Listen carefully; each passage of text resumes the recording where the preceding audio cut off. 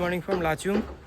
আজ 18 তারিখ, 18ই এপ্রিল। আমরা সকালবেলা ভেবেছিলাম এখান থেকে বেরিয়ে শিলিগুড়ি যাব, তো শিলিগুড়িতে স্টে করে কালকে বেরিয়ে যাব। তো লাস্টে ভাবলাম যে না, প্রচণ্ড গরম, যেহেতু আমাদের পাতকুলায় ওইসব জায়গায় 40-41 ডিগ্রি চলছে, আর এখানে মাত্র 7-8-9 এরকম। তো ওই জন্যই ভাবছি যে আজকেই ডাইরেক্ট যতদূর যাওয়া যায় রাত পর্যন্ত রাইড করে ততদূর চলে যাব। চেষ্টা করব বাড়ি পর্যন্তই যাওয়ার, যদি না পারি তাহলে রাতে কোথাও স্টে করে যাব। এখন 9:25 কি 9:20, এখন এখান থেকে বেরিয়ে যাব। এই হোটেলটা বেশ ভালো, হোটেল স্নো কুইন। তোমরা যদি এখানে স্টে করতে চাও অবশ্যই করো। লাচুংয়ের ঢুকেই কাটাওয়ের রাস্তায় কাটাওয়ের যে ডাইভারশনটা, ওখানে এসেই একটুখানি কি রাস্তাটা বেশ ভিউটাও ভালো আছে, পিছনেও দেখতে পাচ্ছ খুব সুন্দর ভিউ। আর এখন বেরিয়ে যাব। রাস্তায় ভিডিও আজকে আর বেশি একটা করবো না, কারণ স্ট্রেচ অনেকটা যেতে হবে। আর বাকি তো আসার সময় দেখেইছো গোপ্রো লাগানো যাচ্ছে না, গোপ্রো নিচে রাংপুর পরের থেকে লাগিয়ে নেব। তো পরে আবার যেখানে দাঁড়াবো সেখানে দেখা হচ্ছে। টাটা। চলো, তো আমরা চুংথাংটা ক্রস করে একটু দাঁড়ালাম, একটু খাবো, কারণ সকালবেলা খেয়ে আসিনি। একটু জ্যাম আর একটু মেরি বিস্কুট আছে, তো দুটো পাঞ্চ করে একসাথে স্যান্ডউইচ বানিয়ে খাওয়া হবে। তো ওটা দেখা যাক, খাই, খেয়ে আবার এগোবো। ভেবেছি সিমথান থেকে একটু শপিং করব বাড়ির জন্য, যদি হয় তো করব, কারণ জায়গা একদমই নেই, লাগেজ ফুল, যা ধরবে ট্যাঙ্ক ব্যাগে যা ধরবে তাই নেব, এক্সট্রা আর কিচ্ছু নয়। আমরা রাস্তায় বেরিয়ে এইভাবে, এটা ডাইজেস্টিভ বিস্কুট আর এটা কিষানস জ্যাম, এরকমভাবে তুলে মুখে ঢুকে যাবে। চলো, তো এখানে বসে আছি। চুংথাং থেকে মোটামুটি 4-5 কিলোমিটার পর রোড ব্লক রয়েছে 1 ঘন্টার জন্য, 1.5 ঘন্টার জন্য অ্যাকচুয়ালি, 10টা থেকে 11:30। তো প্রতিদিনই মনে হয় বন্ধ থাকছে, কারণ আমরা যেদিন মাঙ্গান থেকে বেরোই চুংথাং বা লাচেনের জন্য, সেদিনও আমাদের দাঁড়াতে হয়েছিল। কিন্তু আমরা এমন টাইমে এসেছিলাম আগের দিন যে 10 মিনিট দাঁড়ালে হয়ে গেছিলো।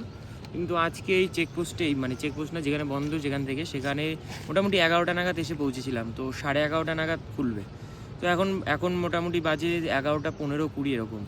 বসে আছি এখনও এরকম গাছতলায় আরামসে, আর এইদিকে এরকম বন্ধের ব্যবস্থা আছে। তো দুপুরে লাঞ্চের জন্য আবার সেই ফাল্গুনি হোটেলেই দাঁড়ালাম। আমার ম্যাগি আর ডিম সেদ্ধ, বাকিদেরটা এখনও আসেনি, বাকি সবাই চাউমিন খাবে। আমি এটা পেট ভরে খেয়ে আবার বাকিটা এগোবো। এই আমরা এখন খেয়ে দিয়ে বেরোলাম, 4টে বাজে, অনেকটাই চলে এসেছি রাংপুর। ওই ফাল্গুনি হোটেল থেকে খাওয়া দাওয়া সেরে মোটামুটি আধা ঘন্টা 1.5 ঘন্টা চালিয়ে ফেললাম গাড়ি। এদিকের ওয়েদারটা এখন পুরোই মেঘলা। তবে হ্যাঁ, যে কারণে ক্যামেরাটা অন করলাম, লেফট সাইডে আমার ওপরের এই জায়গাটা দিয়ে পুরো হচ্ছে সেবক রাংপো রেলওয়ের কাজ চলছে। এই যে আমরা চলে এসেছি তিস্তা ব্রিজ, ওর হাওয়া দিচ্ছে দুর্দান্ত। বাবা, ঠান্ডার পর এরকম গরমে এসে এই হাওয়া পাওয়াটা একটা খুব দরকারি ছিল। জলটা পুরো সবুজ লাগছে, কারণ চারিদিকে এখন গাছপালা হয়ে গেছে। পাহাড়গুলোও আর সেই পাহাড়ের যে রং হয় আর কি, গাছপালা হয়ে গেছে সবুজ, তার প্রতিবিম্বর জন্য একদম পুরো জল সবুজ লাগছে, একদম শান্ত এই মুহূর্তে। বাট বর্ষাকালে এখানেও স্রোত থাকে। সেবক থেকে আমরা মোটামুটি 4-5 কিলোমিটার আগে, রাস্তা তো পুরো ভেজা, দেখে তো মনে হচ্ছে বৃষ্টি হয়েছে। আর এদিকে একটু মেঘলা মেঘলাও তো ছিল, হাওয়ায় একটা গন্ধ আছে বৃষ্টির। চলো, বাকিরা একটু পিছিয়ে রয়েছে, আমি আর দাঁড়াইনি সবার জন্য, কারণ এই রাস্তাটায় প্রচণ্ড ভিড় থাকে, একটু দাঁড়িয়ে পড়লে আবার সব গাড়িগুলোকে ওভারটেক করতে হয়। তো ওটা খুব ইরিটেটিং মনে হলো। ওরা দুজন আসছে, আমি এগিয়ে সেবকে দাঁড়াচ্ছি। কিন্তু এদিকে একটা ঝোড়ো ভালো মতো বৃষ্টি হয়েছে, খুব ভালো বৃষ্টি হয়েছে, কারণ রাস্তা ভেজা, গাছপালা ভেজা, দেখেই মনে হচ্ছিল বৃষ্টি হয়েছে। আমরা আগেরবার যখন এসেছিলাম আগস্টে, 2022-এর আগস্টে, পেলিং মানে নর্থ বেঙ্গল, পেলিং সব ঘুরেছিলাম। তখন যখন ফিরি পেলিং থেকে, তখনও এই সেম পজিশান থেকে বৃষ্টিটা পেয়েছিলাম, যেদিন ফিরি আর কি, ফেরার দিনটায়। আর তার আগে তো যেদিন পেলিং গেছিলাম সেদিন বৃষ্টি পেয়েছিলামই সেদিনও। আর এবারও এরকম এপ্রিলে এসেও এরকম এই পজিশানটায় বৃষ্টিটা পেলাম। এখন বাজে ঘড়িতে 6টা, আর আমরা শিলিগুড়ির জ্যামটা কাটিয়ে বেরিয়েছি। হাই রোডটা ধরার এই রাস্তাটাতেই রয়েছে আর কি, কিন্তু এত জ্যাম, আর শিলিগুড়ির যা ট্রাফিকের অবস্থা। এই বাদিকটা দিয়ে গেলে তোমরা চলে যাবে বাগডোগরা এয়ারপোর্ট, যেটা তোমাদের শিলিগুড়ি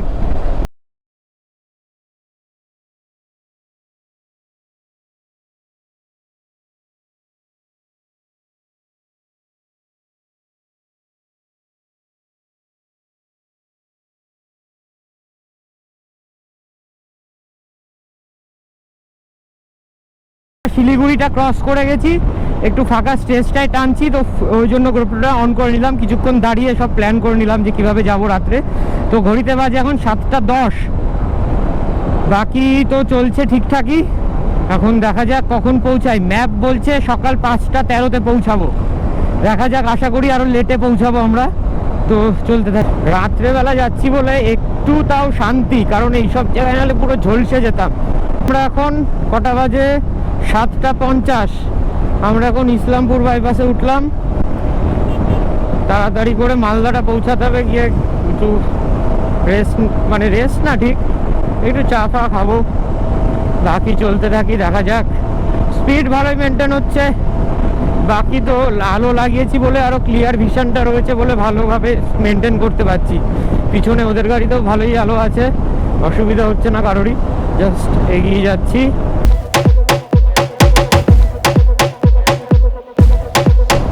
ঘড়িতে এখন 8:13। আমরা কত দূর আছি বুঝতে পারছি না, সামনে কোন জায়গাটা, অন্ধকার তো।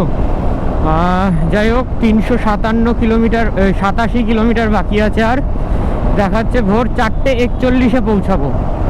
কিছুক্ষণ আগে ফার্স্টে যখন চেক করেছিলাম তখন দেখা ছিল 5:17-20 এরকম মনে হয়, এখন ঠিক খেয়াল আসছে না। তো যাই হোক, এগোই। দাঁড়ানোর প্ল্যান সেরকম খুব একটা নেই, ভেবেছি একটু চা খেতে দাঁড়াবো। ঘড়িতে এখন বাজে 8:40, আর আমরা ক্রস করলাম কিষানগঞ্জটা ক্রস করছি। আর সামনে আমাদের কৃষ্ণনগর কলকাতা লাইনের গ্রিন লাইন বাস। দেখা যাক আজকে কেমনভাবে আমরা যাই, একসাথেই যাব, গ্রিন লাইন, শ্যামলী সব। তো আমরা এই মুহূর্তে ডালখোলার বিখ্যাত জ্যামে ফেসে আছি, দেখা যাক কতদূর যাই। চলো, ওকে। এই মালটাকে ঢুকতে দিও না কেউ।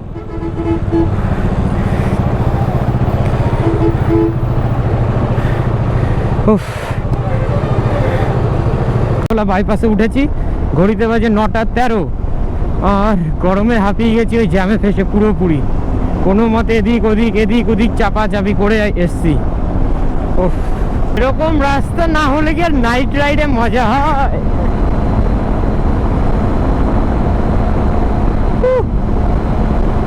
ডালখোলা বাইপাসটা জাস্ট চুমু, শুধু এখন রায়গঞ্জটার পাশ দিয়ে বাইপাস হয়ে যাওয়া বাকি, ব্যাস। আর কিষানগঞ্জটাও বাকি আছে।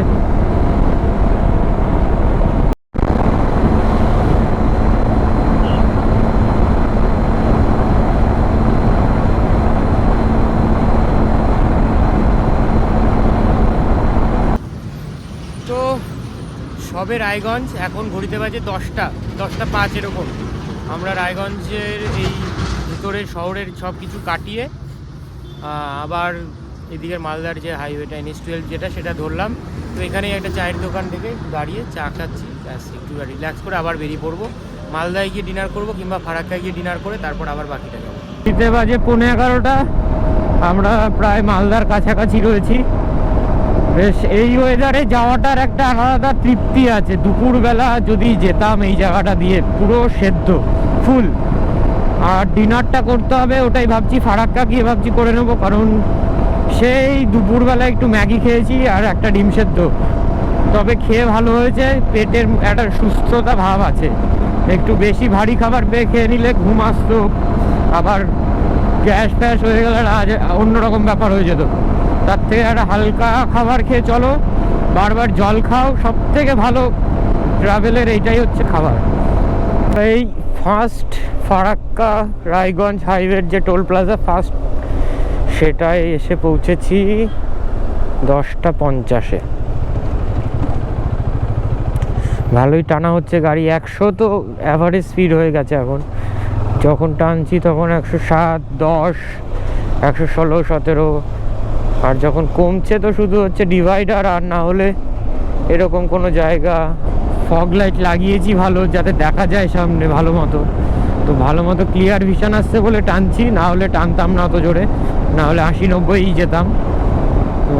আলফা লাগিয়েছি ম্যাড ডগের, তো সেই কারণে একটু সামনেটা ভালো ক্লিয়ারিটি আছে। আর আগের পুরনো 4X4টা তো রয়েছেই, ওটা দিয়েই চলছে, ব্যাস দুটোই জ্বালিয়ে দিয়েছি। একদম সামনে ভালোই আলো হচ্ছে, গোপ্রোতে হয়তো বোঝা যাবে না ভালো একটা, বাট বেশ ভালো আলো হচ্ছে। তো এখন বাজে ঘড়িতে 12:30 আর আমরা এই যে ফারাক্কায় ডিনার অর্ডার করেছিলাম, চলে এসছে।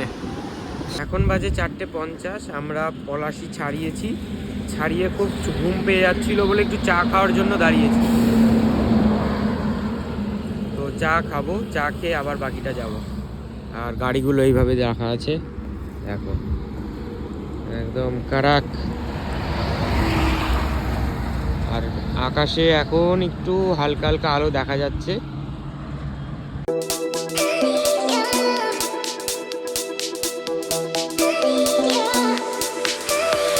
তো আমরা কটা বাজে হ্যাঁ একদম 6টা বাজে আমরা কৃষ্ণনগর এলাম।